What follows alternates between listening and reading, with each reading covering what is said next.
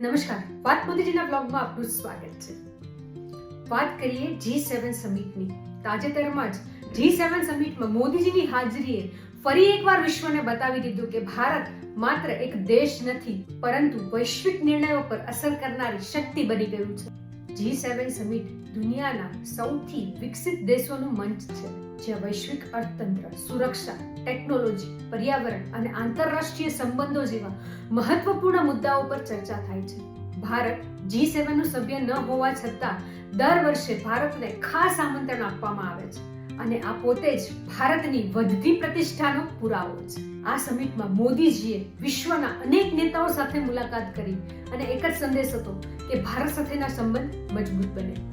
એક સમય હતો જ્યારે ભારત વિશ્વની બેઠકોમાં ફક્ત હાજર રહેતું અને આજે ભારત ચર્ચાઓનું નેતૃત્વ કરે છે. કોરોના કાળમાં વેક્સિન મિત્રતા હોય કે પછી ડિજિટલ ક્રાંતિ હોય કે પછી ગ્લોબલ સાઉથના દેશોના અવાજને વિશ્વ સમક્ષ પહોંચાડવાનો મુદ્દો હોય, ભારત સતત આગળ વધી રહ્યું છે. G7 સમિટમાં મોદીજીએ આતંકવાદ વિરુદ્ધ કડક વલણ અને આર્ટિફિશિયલ ઇન્ટેલિજન્સનો જવાબદાર ઉપયોગ, ગ્રીન એનર્જી અને વૈશ્વિક શાંતિ જેવા મુદ્દાઓ પર ભારતનો સ્પષ્ટ અભિપ્રાય રજૂ કર્યો.